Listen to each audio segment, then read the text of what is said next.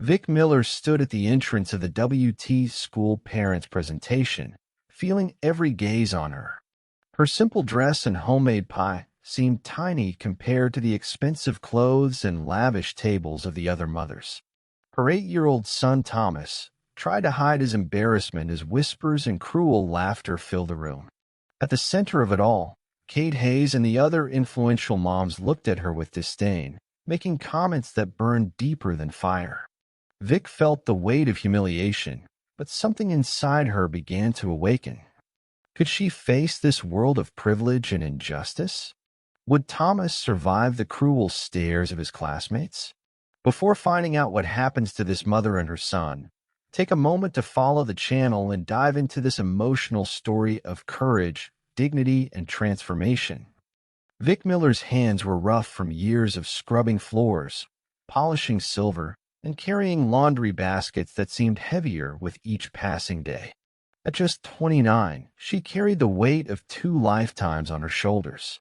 She wasn't just a maid in a grand mansion. She was a single mother, a fighter, a woman who had learned to survive with dignity in a world that constantly reminded her of what she didn't have.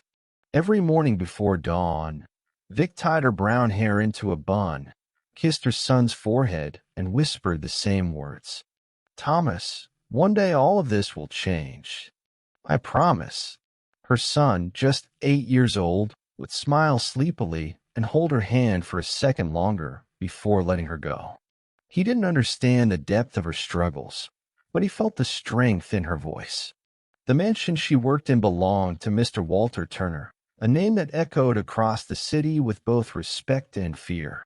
He was the CEO of a massive conglomerate, a man who built empires with the same precision others used to build fences. For the wealthy, Walter was a symbol of power. For Vic, he was simply a Mr. Turner, her employer. And yet, life had a way of surprising her.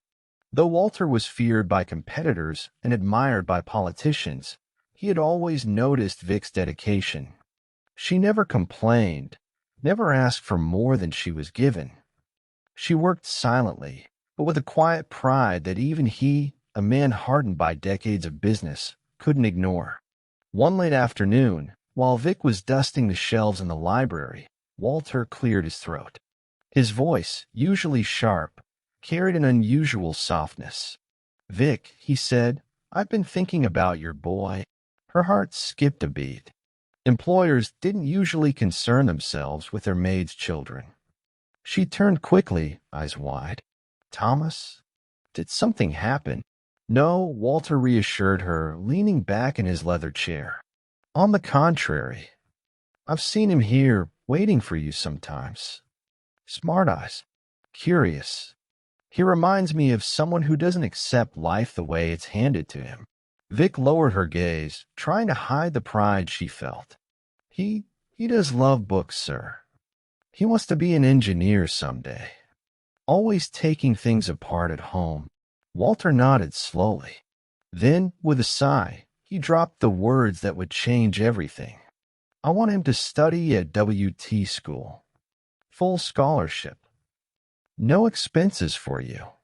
He belongs somewhere better than the shadow of this mansion." For a moment, the world stopped.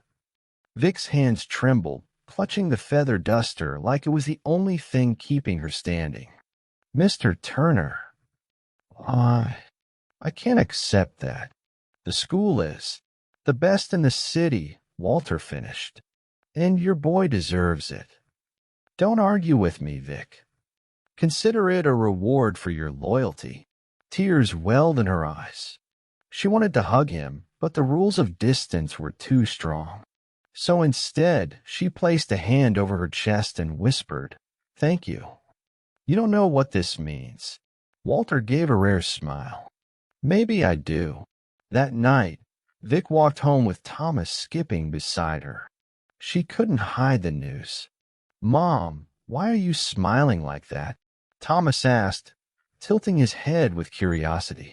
She crouched down to meet his eyes, placing her hands gently on his shoulders. "Thomas, you're going to WT school. On a scholarship. You'll sit in classrooms with the smartest kids, read the best books, and dream as big as you want. The boy's eyes widen. Me? At WT school. But, Mom, that's where the rich kids go. Yes, she admitted softly. And now you'll go too. Because you belong there just as much as anyone else. Thomas grinned, wrapping his small arms around her waist. I'll make you proud, Mom. I promise. Her voice cracked as she whispered, You already do. Still, late that night, when Thomas was asleep, Vic sat at their small kitchen table with a single candle burning. Her fingers traced the edge of a chipped mug as thoughts haunted her. She knew what awaited her at WT school. Not the teachers, not the books, not even the uniform fees. Walter would cover all of that. No, the real challenge was the parents. The elegant mothers with diamonds on their wrists and disdain in their eyes. The fathers in sharp suits who measured worth by the thickness of a bank account. They'll look at me and see a maid, she murmured to herself. They'll look at Thomas and see a charity case. And yet, she straightened her back. She had faced worse. Poverty, abandonment, judgment. None had broken her. Why should this? In that quiet, she repeated the words that had carried her through storms. Dignity is not about where you come from. It's about how you stand. Days later, Vic ironed Thomas's new uniform with trembling hands. She couldn't afford new clothes for herself, but his outfit was spotless, shining with the love only a mother could press into fabric. When the first day of school arrived, she walked him to the gates, her simple dress standing in stark contrast to the luxury cars and designer outfits around her. She felt the stares, the whispers, but she kept her chin high. Remember, she told Thomas, kneeling so he'd see the determination in her eyes, you're not less than anyone here. You have the same right to dream, to learn, to grow. Promise me you'll never forget that. Thomas nodded, though he squeezed her hand a little tighter. As the gates opened and he stepped into the polished hallways of WT school, Vic remained outside, holding back her tears. She whispered into the air, as if sending a prayer to the future. May this place open doors for him, even if it closes them for me. Vic's life had never been about luxury. It had been about sacrifice, resilience, and the unshakable love between a mother and her child.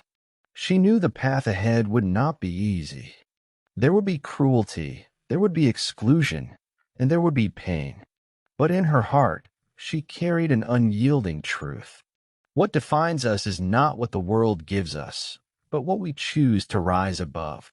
And for Thomas, she would rise above anything. The grand hall of WT school glittered like a palace. Crystal chandeliers illuminated polished marble floors, and long tables were lined with dishes so exquisite they seemed untouchable. Miniature quiches, smoked salmon, chocolate fountains, and cakes sculpted like works of art. It wasn't just a school gathering. It was a parade of wealth, a stage where parents flaunted their fortunes as much as their children's future. For Vic Miller, stepping into that space was like stepping onto another planet.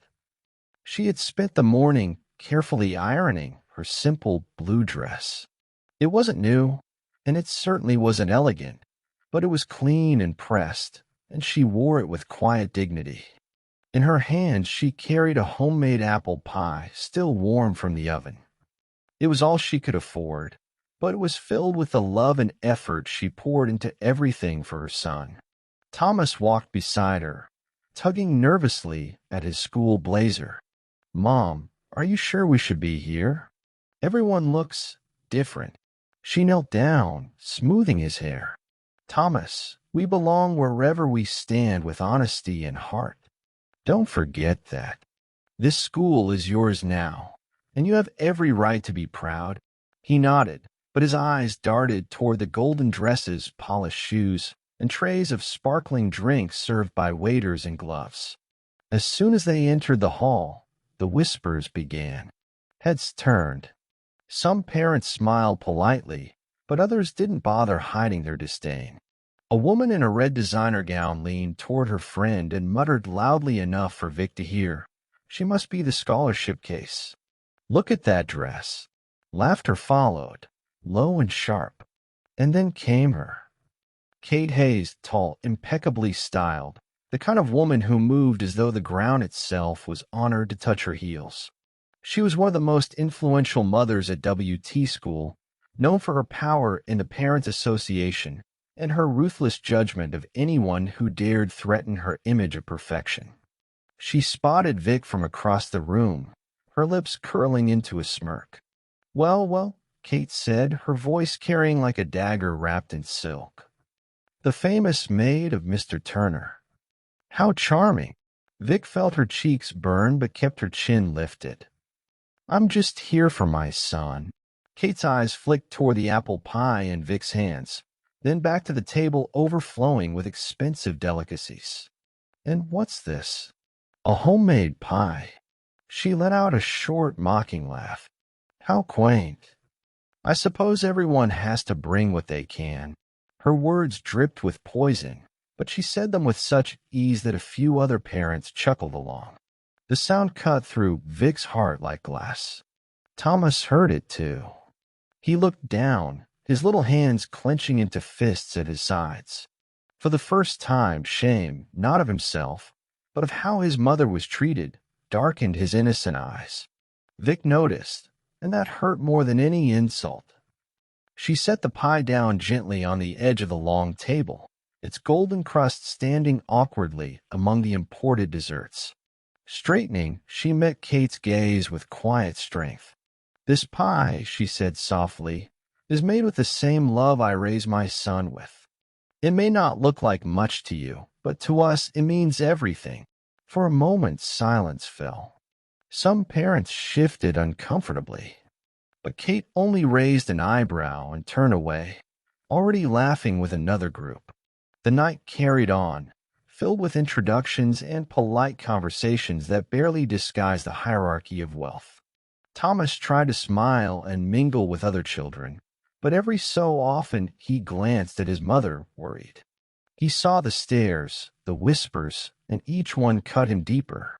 Mom, he whispered at one point, pulling at her hand. Why do they laugh at us? Why can't they just let us be? Vic crouched down so her face was level with his. Her eyes glistened, but her voice was steady. People laugh at what they don't understand, Thomas. But you must remember, being rich doesn't make you better. Being kind does. Promise me you'll never forget that. He nodded slowly, but the tension in his small shoulders remained. As the evening wore on, Vic's presence became a kind of spectacle. Mothers in silk gowns compared jewelry, fathers discussed investments, and in the middle of it all stood Vic, her simple dress a quiet rebellion against the glittering tide.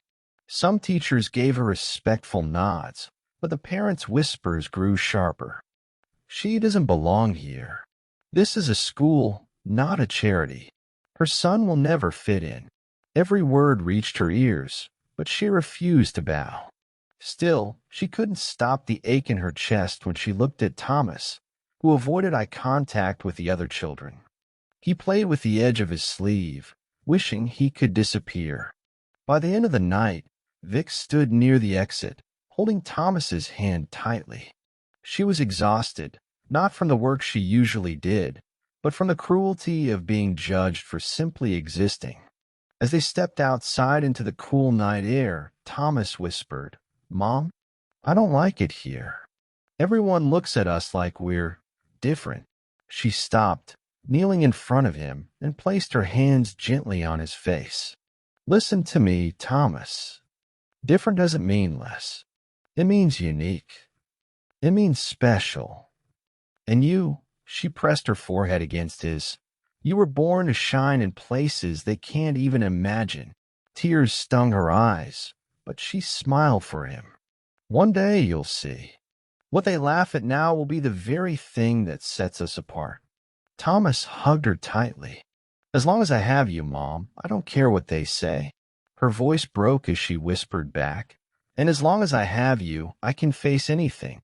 That night, as they walked home together, their footsteps echoing against the empty streets, Vic repeated silently the promise she had made countless times. I will endure the whispers, the laughter, the cruelty, as long as it gives him a chance at something better. She didn't yet know that fate was watching, waiting, ready to turn all those whispers into silence one day. The night of the parents' presentation had left scars on Vic's heart. She didn't say much afterward, but Thomas could feel it. He had seen the way his mother held her head high, even when others tried to drag her down. He was proud, but deep down, he wished the world would see her the way he did. That chance came sooner than either of them expected. It was a bright Saturday afternoon when the WT school organized its traditional family day, a kind of festival where parents mingled with their children in the school's massive courtyard. Games, music, and laughter filled the air. The campus, usually so formal, transformed into a playground of balloons, colorful stalls, and activity stands. Vic arrived with Thomas, wearing the same modest dress she had worn before. She didn't own anything more elegant, but she wore it with grace. Thomas carried a small backpack with his toys, excited to join the activities. The atmosphere was joyful, yet Vic could already feel the undercurrent of whispers. She caught sight of Kate Hayes, stunning in her white summer dress, sunglasses perched perfectly on her head, surrounded by other parents who hung on her every word. Kate's laughter cut across the yard like glass. Thomas tugged on his mother's hand. Don't listen to them today, Mom. Let's just have fun. Vic smiled softly. You're right, sweetheart. Today is about you. And for a while, it really was. They played ring toss, tried out the arts and crafts booth, and even joined a sack race. Thomas's laughter was so full and free that Vic almost forgot the stairs. For a moment, she could pretend they were just another family. But then everything changed in a single scream. Help! Somebody help! The sound cut through the cheerful music. Parents turned their heads, alarmed. Vic's eyes darted toward the source of the cries. Near one of the large windows of the school building, a small child had gotten stuck between the iron bars. His tiny body was trapped, his face pressed in panic as he tried to push himself free. The more he struggled, the more he wedged himself in. Gasps erupted around the courtyard. Mothers rushed forward but stopped short, covering their mouths. Fathers called for security. Someone dialed the fire department. Don't touch him. You'll make it worse, a man shouted. The boy's screams grew louder. His face was turning red, his breath shallow. Chaos spread. Some parents tried to pull at the bars with their bare hands, but the iron didn't budge. Others simply stood back, paralyzed by fear. The child's mother sobbed uncontrollably, begging anyone to help. In the middle of it all, Vic's instincts took over. Move, she cried, rushing toward the child. Her voice was firm, commanding in a way that silenced even the loudest parent. She dropped her bag on the ground and knelt beside the boy, her hands moving quickly, gently. Sweetheart, look at me, she said, her tone steady but kind. You're okay. I'm here. The boy whimpered, his little hands trembling. I can't breathe. You will, Vic promised. But I need you to stay still. Can you do that for me? The child nodded weakly, tears streaking his cheeks. Years ago, before her life had narrowed to cleaning jobs and survival, Vic had worked briefly in a community center, where she was trained in basic first aid and emergency response. Those lessons, long buried under hardship, came rushing back like lightning now. She examined the bars, the boy's position, the angle of his shoulders. She knew brute force wouldn't work. She had to think. Someone bring me oil. Lotion, anything slippery, she shouted. For a moment, no one moved. Then, a teacher ran forward with a bottle of hand sanitizer. Vic grabbed it, rubbed it along the boy's arms and sides, and gently maneuvered him. That's it, sweetheart. Breathe with me. You know, you're going to be free soon. She adjusted his shoulders, tilted his head just right, and with a final push, the boy slid free into her arms. The crowd gasped, then erupted into applause. The child's mother collapsed with relief, clutching him tightly. Thank you. Thank you, oh God, thank you. Vic handed the boy back gently, brushing his hair from his forehead. He'll be okay. Just keep him calm. For a brief moment, silence lingered in the air, broken only by the sound of the boy's sobs against his mother's chest. Then came the voices. She saved him. Did you see how calm she was? She knew exactly what to do. Even Kate Hayes, standing at the edge of the crowd, looked stunned. Her perfect lips parted, but no words came out. Thomas, who had watched everything with wide eyes, ran to his mother and threw his arms around her. Mom, you were amazing. You saved him. Vic hugged him tightly, kissing the top of his head. I just did what anyone should do. But deep down, she knew that wasn't true. Anyone could have acted. Yet in that sea of expensive clothes and trembling hands, she had been the only one to step forward. As the applause continued, Vic felt an unfamiliar heat rise in her chest. Not shame, not humiliation, something else. For the first time, people weren't whispering about her dress, her pie, or her place. They were whispering about her courage.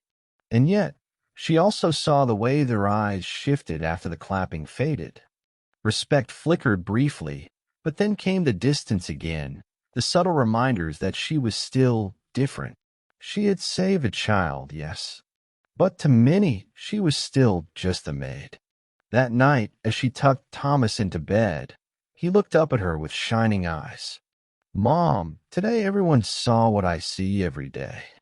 You're a hero. Her throat tightened. She brushed his hair back and whispered, I don't need the world to see it, Thomas. It's enough that you do.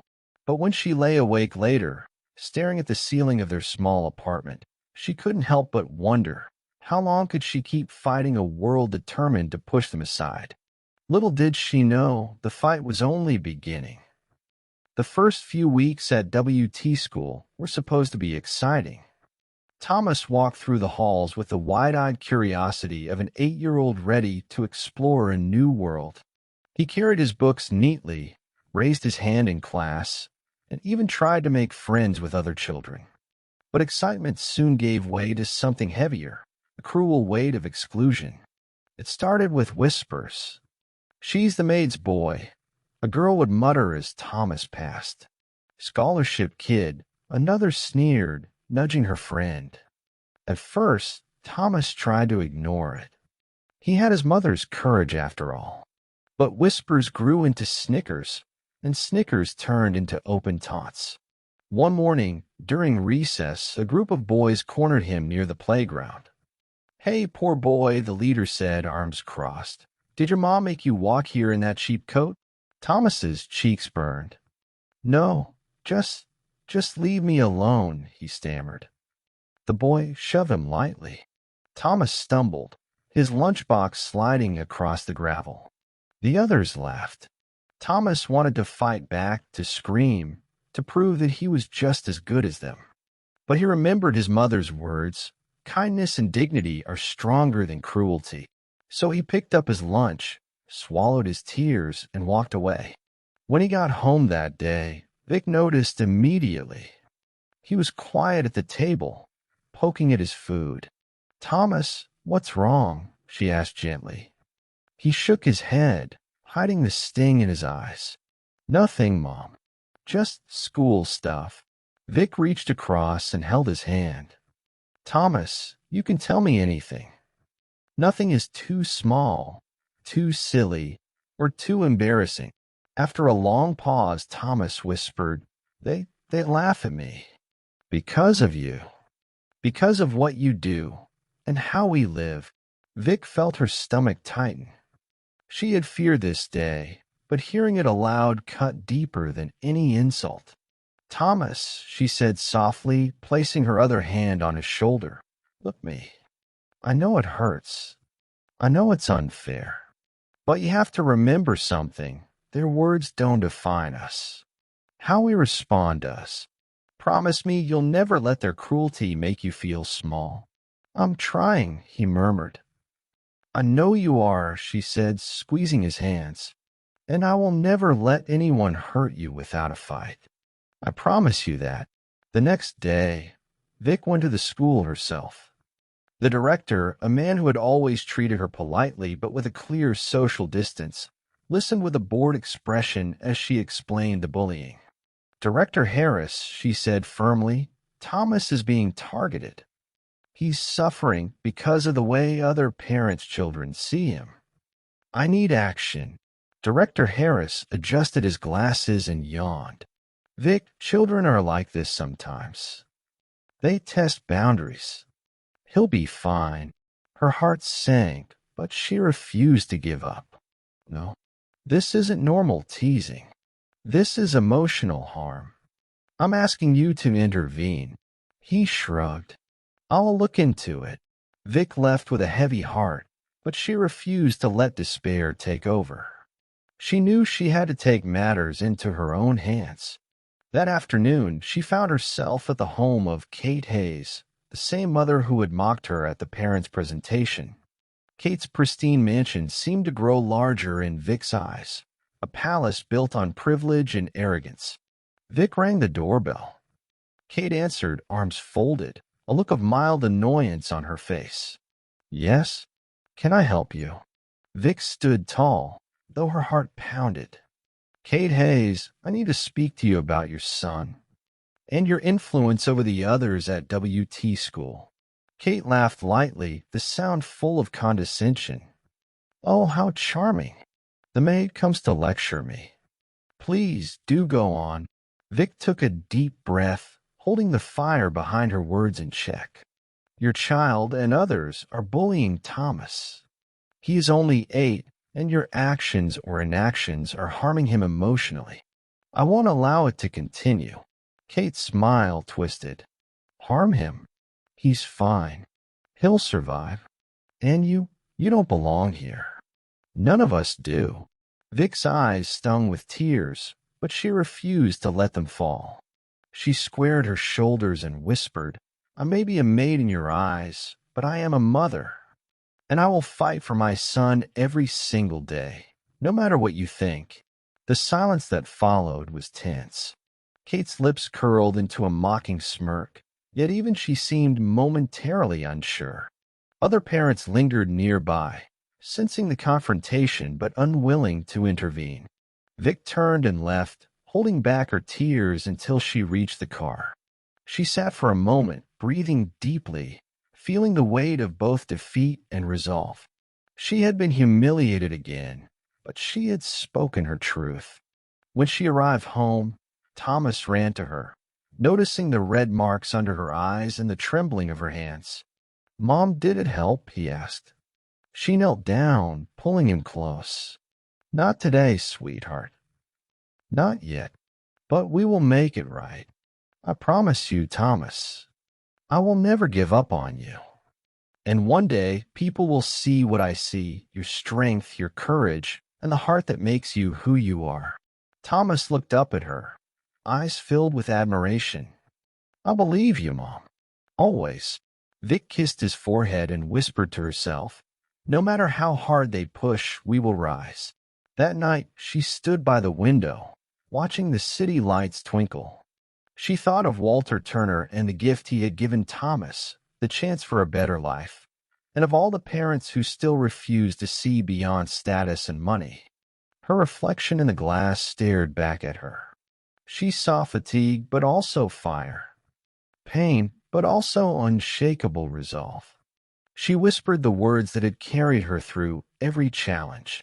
I will endure the scorn, the laughter, and the cruelty, because for him, I will never back down. And in that quiet, Vic made a vow, not just for Thomas, but for herself. One day, the world will recognize our worth. And when it does, nothing will ever be the same.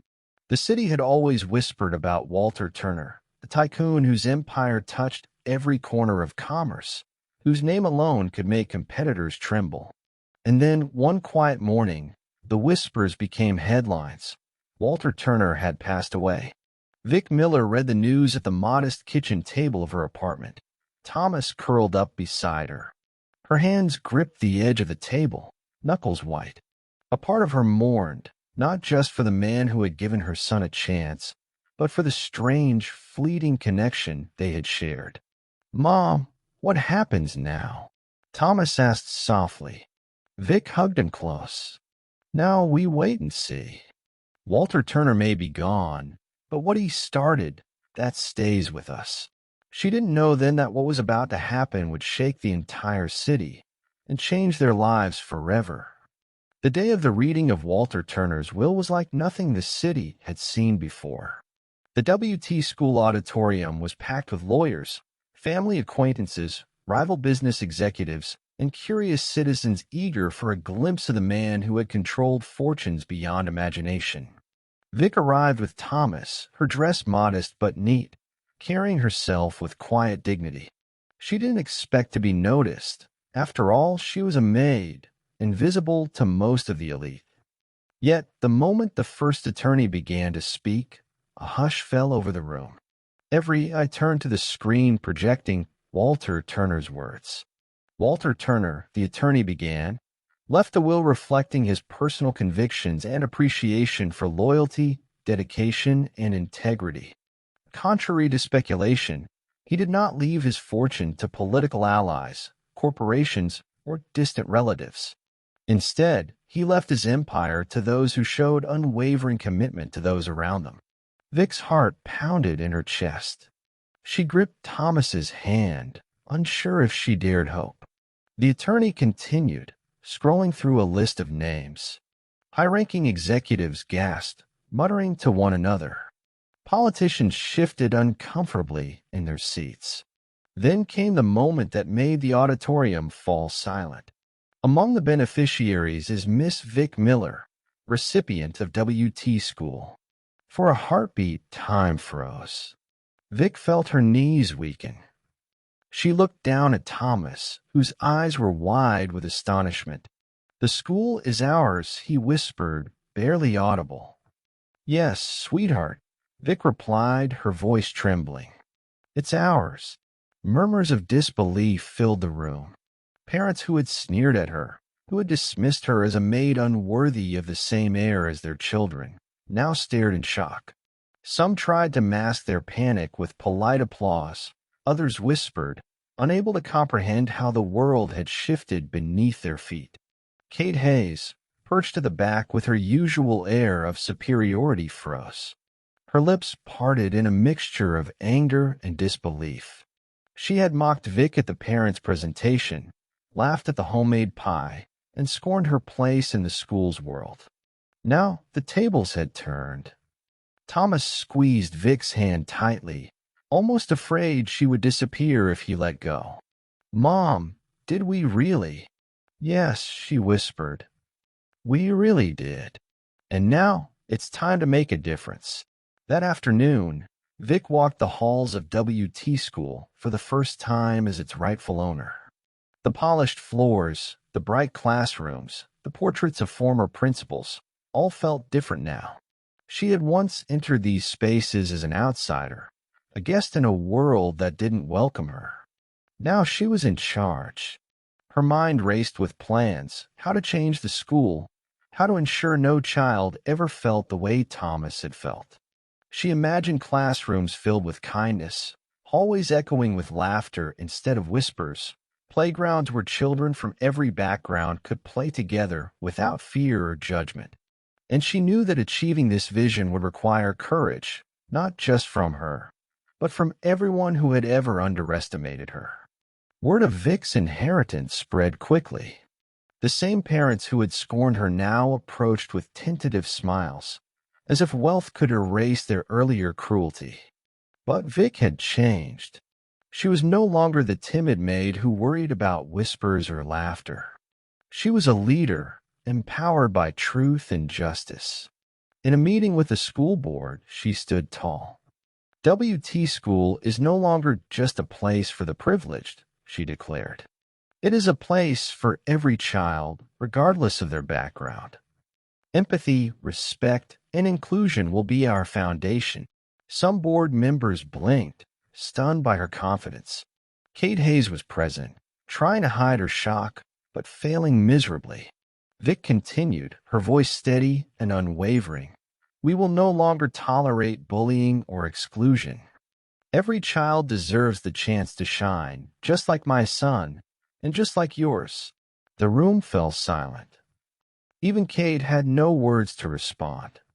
That evening, Vic returned home with Thomas. The boy couldn't stop smiling. Mom, I can't believe it. The school, it's ours. Vic hugged him tightly. I know, Thomas. And with this school, we can change lives, starting with yours. No one will ever make you feel small here again. Thomas laughed through tears. And people like Kate Hayes, they'll see it, won't they? Vic kissed his forehead, her heart swelling with pride. They'll see it. And maybe, just maybe, they'll learn something about true worth. As the sun set over the city, Vic stood at the window of her apartment, looking out at the skyline. She thought of every moment of struggle, every night spent worrying about money, every insult and humiliation endured for the sake of Thomas. Now she had power. But it wasn't the kind of power that came with arrogance or entitlement. It was the kind that came with responsibility, empathy, and courage. And in that moment, she realized something. The world may have underestimated her, laughed at her, and dismissed her, but she had risen. And nothing could ever take that away. Strength is not given by fortune or status, she whispered to herself. It is earned in the battles we fight for those we love. Vic Miller walked through the grand doors of WT School for the first time as its head. The polished marble floors no longer felt intimidating. Instead, they felt like the stage for a new beginning. Her hands rested lightly on the edge of her clipboard, her posture straight, her eyes clear and determined.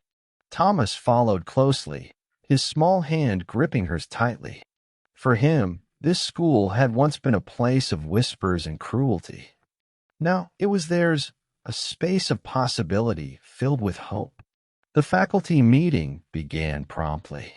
Teachers who had once seen her as nothing more than the maid who cleaned their classrooms now stared in surprise. Some faces held skepticism, others admiration. Good afternoon, everyone, Vic began, her voice calm but resolute. I am Vic Miller, the new head of WT School. I understand that this is a change for all of us, but it is a change for the better. Our mission is simple, to create a school where every child feels valued, respected, and safe. A murmur of curiosity rippled through the room. Vic continued, I know what it feels like to be excluded. I know what it feels like to be judged for something you cannot control. But here at WT School, we will no longer allow that. From today forward, our culture will be one of inclusion, empathy, and dignity. One teacher raised an eyebrow. And how exactly do you plan to implement this? Vic smiled gently. By leading with example. By setting standards that reflect our values, not just our grades. By listening to our students and their parents, and by ensuring that bullying, discrimination, and prejudice have no place here. The first challenge came sooner than expected. Kate Hayes, the very mother who had humiliated her months earlier, approached the front office. Her expression was a careful mix of surprise and condescension. Miss Miller, she began, her voice measured. I think there's been some mistake.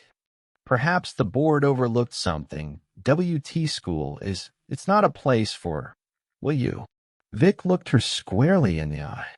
No mistake, Kate. I am the head of this school, and I intend to lead with fairness and respect. And while I appreciate your concern, it is not for me to decide who belongs here. My job is to make sure every child feels they do. Kate's lips pressed into a thin line. She wanted to argue, to insult, to reclaim her imagined superiority. But she found herself unable to speak. Vic's quiet confidence was a shield against her venom. Thomas, watching from the doorway, beamed at his mother. For the first time, he saw her not as a figure of struggle, but as a pillar of strength. Vic wasted no time implementing her vision. She met with teachers to revise the curriculum, incorporating lessons about empathy, respect, and collaboration. She organized workshops for parents, emphasizing that a child's worth was not measured by wealth or social status. She created mentoring programs, pairing students from diverse backgrounds to encourage understanding and friendship. The halls began to change. Where once there had been whispers of exclusion, laughter now filled the air. Children who had been hesitant to speak up found their voices. Parents who had judged from a distance began to see the value of kindness and humility. One morning, Vic walked into the playground to find Thomas surrounded by classmates. Children he had never spoken to before were now inviting him to join games, share toys, and laugh together. She knelt beside him. "Thomas, look at this. You're not alone here anymore." He looked up, eyes shining with pride. "Mom, we did it. We really did it." Vic hugged him tightly. "No, sweetheart. You did it. You've always had the courage. I just helped make sure the world sees it." Even Kate Hayes had to confront the new reality. She tried to rally her friends to maintain her influence, but every attempt was met with polite resistance or outright dismissal. The power dynamics had shifted, and there was nothing she could do. Vic, however, didn't gloat. She treated Kate with dignity, offering guidance when appropriate and enforcing rules firmly but fairly. Her leadership wasn't about revenge. It was about creating a school that reflected the values she held dear. True strength, she reminded herself, is measured not by what we take, but by what we give. Months passed, and the transformation became undeniable. Academic performance improved, but more importantly, the school's atmosphere changed. Children greeted each other with respect, teachers collaborated with empathy, and parents began to understand that privilege was not just wealth. It was the ability to uplift others. Thomas often ran to his mother at the end of the day, wrapping his arms around her waist. "Mom, look at them. Everyone's smiling." Vic smiled back, brushing his hair from his forehead. "I see it, Thomas. And one day, they'll remember what it felt like to be part of a school that truly cares. You helped make that happen just by being yourself." One afternoon, Vic stood before the entire school for the first assembly of the year. She looked at the children gathered before her, their faces eager, curious, and full of potential. WT School is no longer just a place to learn facts and figures, she said, her voice ringing clear. It is a place to learn how to live with integrity, compassion, and courage. Every single one of you matters here, and every voice will be heard. Together, we will create a community where no one is left behind, where everyone belongs. The auditorium erupted in applause. Thomas sat in the front row, beaming with pride. Vic felt a warmth in her chest unlike anything she had experienced before. For years, she had struggled to prove herself, to protect her son, to survive in a world that often turned its back on people like them. Now, she wasn't just surviving, she was thriving. She was creating change. "The world may try to tell you your place," she whispered to herself, "but it is the courage to stand, the determination to act, and the love we carry that defines us." Asterisk. And for the first time, Vic knew that her fight, her perseverance, and her unwavering heart had created a legacy, not just for Thomas, but for every child who would walk through WT School's doors. The air in WT School had changed. Gone were the whispers of judgment, the laughter laced with scorn. The halls now echoed with curiosity, laughter, and respect. Children who once feared being different now stood proudly, embraced for who they were. Vic Miller walked through the schoolyard that morning, Thomas skipping beside her. Sunlight danced across the polished floors and colorful playgrounds, casting warm patterns of hope. Every corner of the school bore the mark of her vision, kindness, empathy, and courage woven into the very fabric of the institution. The memory of Kate Hayes, once so powerful in her arrogance, lingered. Today, Kate approached Vic, a hesitant smile on her lips. "Vic," she began, pausing. Her words faltered, uncertain. "I realize now. I may have been wrong. I wanted to apologize." Vic looked at her calmly. Her eyes reflected strength, but not malice. "Kate," she said softly, "apology accepted. But more importantly, remember this. It's not about money or status. True value lies in how we treat others, in the respect and dignity we show." Kate nodded, humbled. She had learned a lesson that no lecture or punishment could have taught her, a lesson only courage, perseverance, and integrity could instill. Thomas ran up to his mother, eyes sparkling. "Mom, look. They're all playing together. Everyone's smiling." Vic smiled, lifting him in a warm embrace. "I see it, Thomas. This is what we've fought for. Not just for us, but for every child who deserved to belong." She looked around at the faces of students and teachers alike. Children from every background laughed together, shared toys, and encouraged each other. Teachers guided them with patience, respect, and warmth. The culture of empathy she had envisioned was no longer just a dream. It was reality. That evening, as the sun set, casting golden hues over the school, Vic stood at the front gate, watching the last students leave. She felt a deep sense of fulfillment and quiet triumph. She whispered to herself, "Strength is not measured by wealth or power. It is measured by the courage to rise above judgment, to protect those you love, and to lead with heart." Thomas tugged at her hand. "Mom, can we walk home together?" Vic knelt, looking into his eyes. "Of course, sweetheart."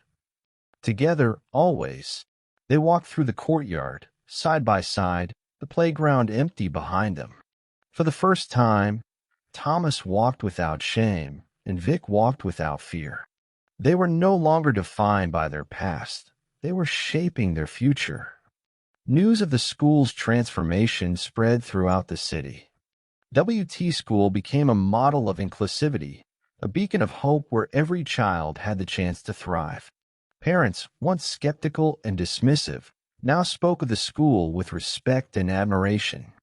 Vic's courage and unwavering love had not only changed her son's life, but it inspired an entire community to embrace compassion over prejudice, empathy over arrogance, and action over indifference.